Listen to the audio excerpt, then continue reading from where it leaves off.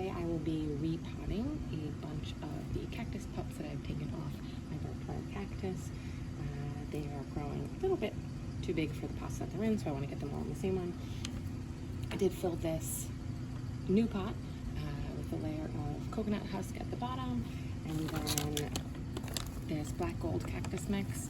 I do like this one because it contains more perlite than some of the other ones do. So when I use this one, I don't have to add other perlite.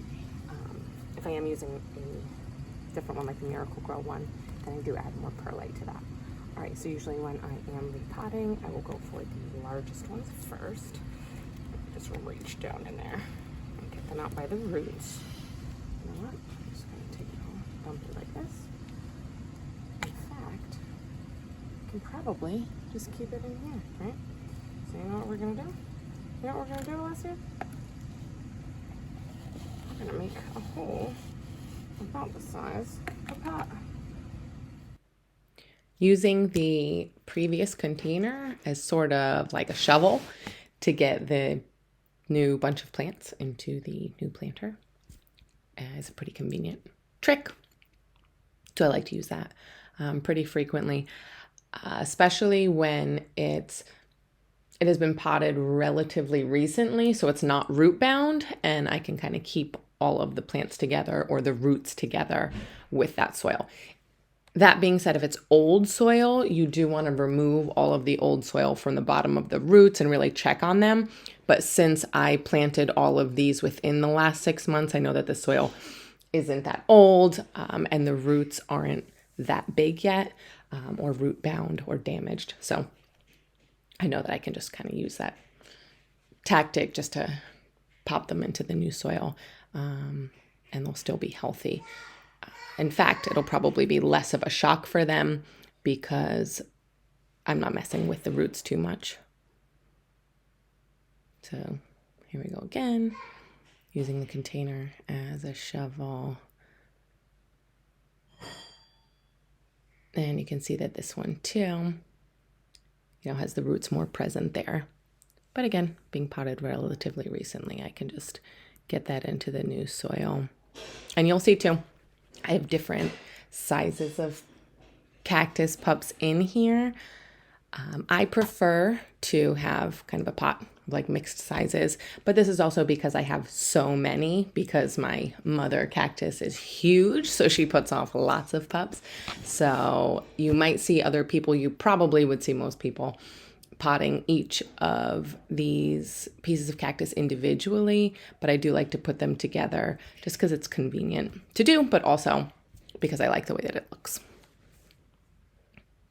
So I'll get all of these in here, and I actually have a bunch more that need to get into pots, so I might use these old pots to start those ones off because they're a little bit smaller, and you don't really want to put very small ones into large pots.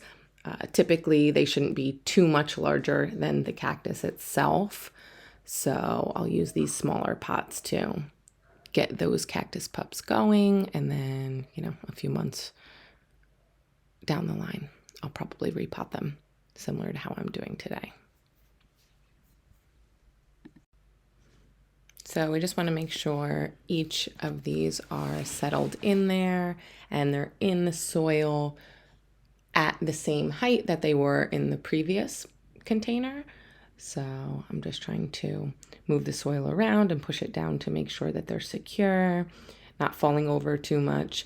With barbed wire cactus or triangle cactus, they do tend to sprawl all over the place. So I do expect, of course, some leaning, but I don't want it leaning too far down, and eventually touching the ground. So I'm trying to get them to be as upright as possible. And in this last container that I'm moving over, it's obviously too big to just take the whole bunch out. So I'm taking each out individually. When you do that, you want to grab as low as possible to be getting up as much of the roots as you can. So, really digging your hands down in the soil to try to get up as much as you can. And, pulling up a group of the soil with it if you need to. See, I was able to see some really long roots on there. And I'll try to push down into the soil a bit.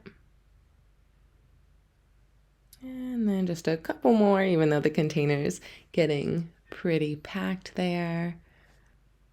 And we're just gonna get these last couple ones where there's some space since it's getting a little tight at this point. Of course, I should have 2 cactus gloves on rather than 1, so something to note. And here they are. Generally, I wouldn't water them for a few days or a week at least, but since they are outside in rainy Florida, they'll probably get watered a little earlier than that.